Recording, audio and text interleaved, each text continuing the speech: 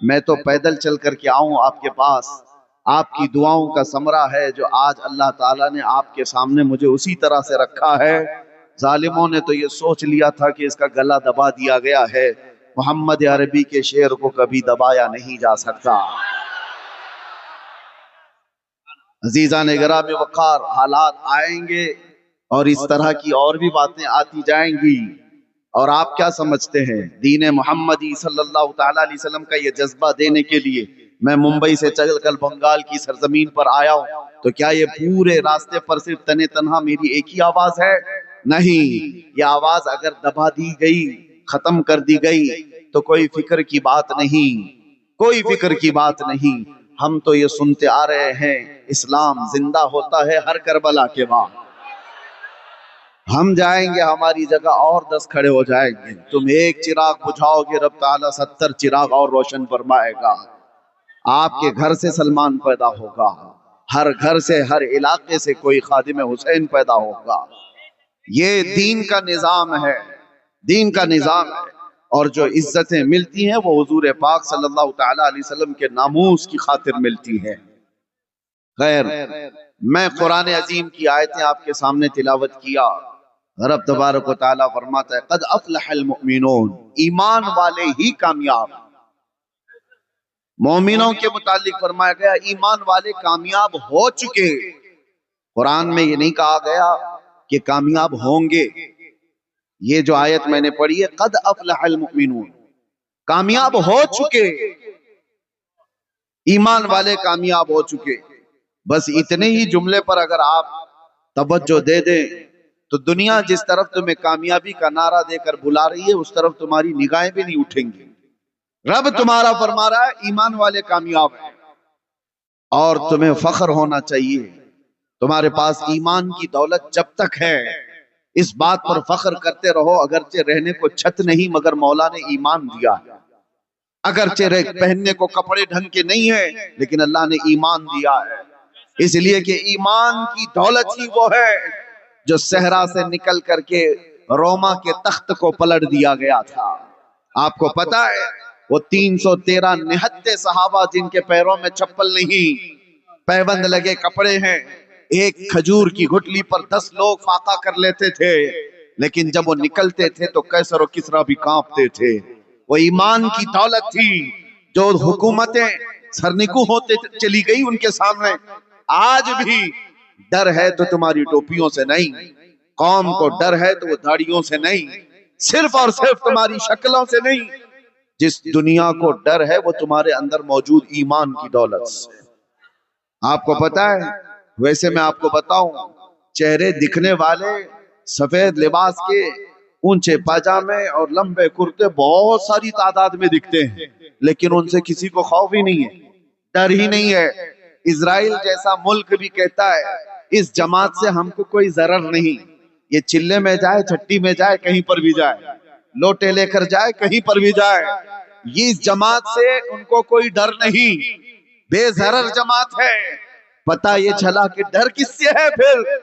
ڈر اگر wheel chair پر بیٹھا ہوا ایک خادم حسین لبیک کہتا ہے، یورپ کو ڈر ہے، امریکہ کو ڈر ہے، یہاں آپ کو ایک بات بتا رہا ہوں، یورپ کی دھرتی ہلتی ہے، پیروں سے معذور ویل چیئر پر بیٹھ کر کے بھی اگر کوئی لبیک یا رسول اللہ کہتا ہے تو ڈر اس بات کا ہے کہ ایمان ہے اس کے سینے میں، اور یہ ایمان ایسا ہے کہ میں نے شروع میں ہی یہ جملہ کہا ہے کہ ایک بار اگر یہ قوم کھڑی ہو گئی تو اسے بٹھانا مشکل ہو جائے گا، ایک بار اگر یہ ہوش میں آ گئی تو اچھے اچھوں کے ہوش اڑا دیتی ہے۔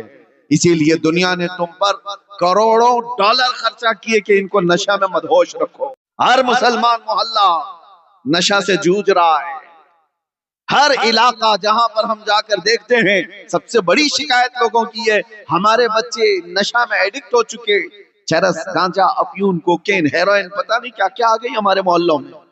دنیا دیدہ و دانستہ تمہارے محلوں تک یہ پہنچائی ہے، تم کیا سمجھتے ہو کہ صرف مسلمان دل دادا ہو گئے؟ ارے بڑی بڑی طاقتیں پیچھے لگی ہوئی ہیں اس کے، سزائیں 20-20 سال کی یہاں رکھی گئی ہیں، اس کے باوجود پورا کا پورا علاقہ کیسے ڈوب جاتا ہے نشہ میں۔ آپ کو پتا ہے اس کے پیچھے بڑی طاقتیں محنت کرتی ہیں کہ نشہ بیچنے والا ان کا ہو، لینے والا ان کا ہو، کرنے والا بھی ان کا ہو، تباہ گھر ان کے ہوں۔ وجہ یہ ہے کہ یہ جب جب ہوش میں آئیں گے، جب جب ہوش میں آئیں گے، تاریخ بتاتی ہے کہ ایک بار ہوش میں آ گیا تو صلاح الدین نکل جاتا ہے، ہوش میں آیا تو شہاب الدین نکل جاتا ہے، ہوش میں آیا تو اورنگزیب آ جاتا ہے۔ دنیا کو پتا ہے، اسی لیے اسے مدہوش رکھو، اسے نشہ میں رکھو، اسے آوارگی میں رکھو۔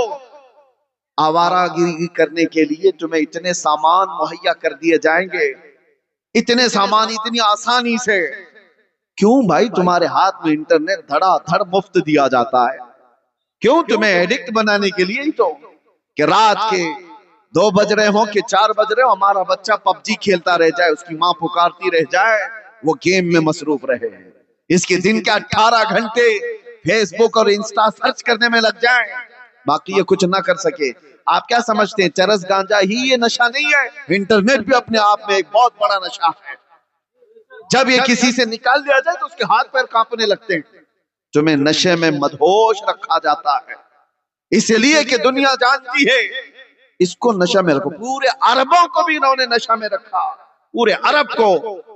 لیکن میرے عزیزوں، مجھے فخر ہے اس بات کا کہ نشہ میں آدمی جتنا بھی آ جائے، نشہ میں جتنا بھی آ جائے، اگر آدمی بے ہوش ہوتا ہے نا، اس کو چونٹی کاٹو، اس کو کینچی مارو، اس کو بلیڈ مارو تو اس کے ہاتھ پیر نہیں ہلتے، پورا اگر سن ہو گیا، بے ہوش ہو گیا۔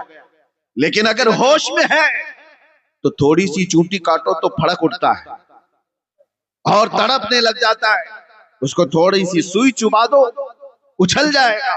ہوش میں ہو تو دنیا جب کبھی اس قوم مسلم کو بے ہوش کرتی ہے تو آزما کے دیکھتی ہے ایک بار کہ پورا بے ہوش ہوئے کہ نہیں ہوئے، اور آزمانے کا طریقہ ان کا یہ ہے کہ تمہیں چاقو چوری مار کر کے نہیں دیکھا جاتا، ایک بار رسول اللہ کی گستاخی کر کے دیکھی جاتی ہے، کسی ظالم کتے کو کھڑا کیا جاتا ہے بھونکنے کے لیے، نبی آخر الزمان صلی اللہ علیہ وسلم کی شان میں بھونکو، اس کو فنڈنگ کی جاتی ہے، اس کو حکومت کی پہرے داری دی جاتی ہے، سب کچھ، اور وہ بھونکتا ہے کہیں بیٹھ کر کے، اور پھر دیکھا جاتا ہے امت محمدیہ کو کہ یہ پوری بے ہوش ہوئی کہ نہیں ہوئی، پوری بے ہوش ہو گئی یا نہیں ہوئی، یہ آزمانے کے لیے کھڑا کیا جاتا ہے ہر دور میں۔ عربوں کو انہوں نے دیکھا بے ہوش ہو گئے، یہ کہیں کچھ کرنے والے نہیں، اس لیے ان کے سروں پر آ کر بیٹھ گئے۔ لیکن فخر ہے مجھے غریب نواز کے اس ہندوستان پر، یہاں پر بھی نشہ میں سالوں سے ہمیں مدہوش تو کیا گیا، اور پھر یہاں پر بھی چیک کرنے کے لیے کچھ پاکھنڈیوں کو کھڑا کیا گیا اور گستاخان رسول کو کھڑا کیا گیا، بھوکو محمد عربی کے شان میں۔ لیکن قسم خدا کی میں نے دیکھا ہندوستان کے مشرق سے مغرب، شمال سے جنوب تک کوئی خطہ ایسا نہیں جو حضور کی گستاخی پر سویا ہوا ہو، ہر محلے کا بچہ کھڑا ہوا اور ان کتوں کو بتایا آج بھی غیرت موجود ہے، اپنا سب کچھ گنبد خضرا کل بھی تھا، اور میرے نبی سے میرا رشتہ کل بھی تھا، اور دنیا کو کیسے پتا چلا کہ یہ ہوش میں ہے؟ یہی رات کے 3 بجے کا مجمع جب کہتا ہے لبیک یا رسول اللہ، دنیا کو اچھی طرح سمجھ میں آیا کہ یہ پورے بے ہوش نہیں ہوئے، اور اللہ کا کرم ہے ایمان جب تک تمہارا سلامت ہوگا تم بے ہوش نہیں ہوگے، بے ہوش نہیں ہوں گے۔ اور اسی ایمان کی بات میں کر رہا ہوں، چاہے جتنے بھی تمہارے اندر خرابیاں لا کر ڈال دی جائیں، لیکن عشق مصطفیٰ موجود ہو تو یہ برائیاں تمہیں بے ہوش نہیں کریں گی۔ ہاں اسی لیے میں ایک جملہ کہتا ہوں، ہمارا بچہ آج گنہگار تو ہو جاتا ہے لیکن میرے مصطفیٰ کا غدار نہیں ہوتا۔ گنہگار ہونا اور ہے، غدار ہونا اور ہے۔ ناموس مصطفیٰ پر بات آئے تو یہ سب اپنے گھروں سے نکل جاتے ہیں، ناموس مصطفیٰ پر بات آئے تو پھر یہ نہیں دیکھتے کہ میرے لیے آس پاس کیا معاملات ہیں۔ یہی ایمان کی علامت ہے جو آج موجود ہے۔ ابھی میں اگر آپ سے کہوں اشہد ان محمد رسول اللہ صلی اللہ علیہ وسلم، میں نے نام لیا میرے نبی کا، تم نے انگوٹھے چومے اور لگائے کیوں؟ اپنے لبوں سے انگوٹھا چوما اور آنکھوں سے لگایا. میں نے کہا تو نہیں کسی کو, میں نام لیتا ہوں آپ کے ہاتھ خود بخود اٹھتے ہیں. نام میں یہ اثر ہے, محمد رسول اللہ صلی اللہ علیہ وسلم. یہ نام جب لیا جاتا ہے, اور غور سے دیکھنا یہ صرف سنیوں کے ہاتھ اٹھتے ہیں, انگوٹھے سب کے نہیں اٹھتے, سنیوں کے اٹھتے ہیں. وہ چاہے کسی بھی حالت میں بیٹھا ہو, ارے پان کھا رہا ہو, کچھ بھی کر رہا ہو, نام آیا تو انگوٹھوں کو بوسا لیا اور پھر آنکھوں سے لگایا. یہ اس بات کی علامت ہے تمہیں چومنے کے لیے آرڈر دینے کی ضرورت نہیں, اندر جو موجود عشق ہے وہ بے اختیار انگوٹھے اٹھا دیتا. اندر جو محبت ہے وہ علامت میں بتا رہا ہوں, علامت میں بتا رہا ہوں. کون کہتا ہے یہ مری ہوئی قوم ہے؟ کون کہتا ہے ہماری اس قوم کو بول بول بول کر کے نروس کر دیا گیا کہ یہ مری ہوئی قوم ہے, بکھری ہوئی قوم ہے, ٹوٹی ہوئی قوم ہے.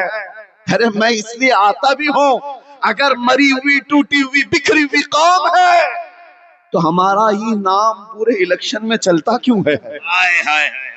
کیا بات, سارے مدے تو ہمارے ہیں. اور دجالی میڈیا کو ہمارے بغیر تو دکان بھی نہیں چل سکتی, ہمارے نام کے بغیر تو دکان بھی نہیں چلتی. 24 گھنٹے میں آپ دیکھو کسی کو بھی کھولو, ارے وہاں داڑھی تو دکھی جائے گی, ٹاپک تو کوئی ٹوپی دکھی جائے, کسی کا برقع دکھ جائے, کبھی مسجد کے مینار و منبر, قرآن کی آیتیں, کل ملا کر کے گرم کرنے کے لیے. بلکہ حد تو یہ ہے کسی چلتے پھرتے نیتا کو جو کوئی پوچھتا ہی نہیں, فیم لینا ہے, مشہور ہونا ہے, تو اسے ہمارے خلاف بھونکنا پڑتا ہے, ہمیں گالیاں دینی پڑتی ہیں. اسلام کو, قرآن کو جب بھونکتا ہے تو مشہور ہونے کی کوشش کرتا ہے. میں سوچتا ہوں ارے تیرے پاس کچھ تھا نہیں جو بول کے مشہور ہوتا, تجھے مشہور ہونے کے لیے بھی میرے دین کا سہارا لینا پڑتا ہے. حضور کی ذات پر بھونکتا ہے اور ولن بننے کی کوشش کرتا ہے. لیکن ایک بات میں آپ کو بتا دوں, اس فیم میں اور اس فیم میں بڑا فرق ہے. گالی دے کر مشہور ہونے والا اور تعریف کر کے مشہور ہونے والا, دونوں میں بڑا فرق ہے. گالی دینے والا ایک بار دے گا, زندگی بھر چھپ چھپ کر کے گھومنا پڑے گا, اور تعریف کرنے والا کہیں چھپ کے بیٹھتا ہی نہیں, بلکہ اس کی تاریخ تاریخ تاریخ تاریخ. ہم نے دیکھا ہے تعریف کرو مصطفیٰ کی اور اس کے بعد چھپنے کا موقع ہی نہیں ملتا. ہم دیکھتے ہیں نہ ہماری رات ہے اور ہمارا دن بچا ہے, سب دے دیا, اور جہاں گئے ہزاروں کے مجمع میں تنہا گئے. وجہ کیا ہے؟ فرق ہے, یہی فرق ہے. آج سے میں کہتا ہوں جو ایمان کی دولت تمہارے پاس باقی ہے اس کو میں بتانا چاہتا ہوں. مرے نہیں ہو, اب مرے نہیں ہو, باقی ہو تبھی تو ذکر چل رہا ہے. ہمارا وجود ہے تبھی تو ہم گنائے جا رہے ہیں, اور وہ بھی چھوٹے موٹے لوگ تھوڑی نہ ہم کو گن رہے ہیں, بڑے بڑے لوگ گن رہے ہیں, بڑے بڑے لوگ ان کو شمار کرتے ہیں. میں کبھی کبھار سوچتا ہوں کہ بہت چھوٹی چھوٹے سے بچے بنگال کے آئے ہیں, تو جگہ جگہ ان کے ساتھ مار پیٹ, ان کو بھگانے کی کوششیں کئی علاقوں میں دکھتی. وجہ یہ ہے کہ بہاری ہونا یا بنگالی ہونا مسئلہ نہیں ہے, مسئلہ اس کا مسلمان ہونا ہے. لوگوں کو یہ تکلیف کہ یہ مسلمان ہے, اس کو رہنے نہ دیا جائے. یہ سارے معاملات تمہیں جگانے کے لیے ہیں. دنیا یہ بتا رہی ہے کہ آج بھی ہم تم کو شیر ہی سمجھتے ہیں. ڈر کس سے لگتا ہے؟ ڈر کس سے لگتا ہے؟ ہاں, کتوں کو ہمیشہ شیر سے ڈر لگتا ہے.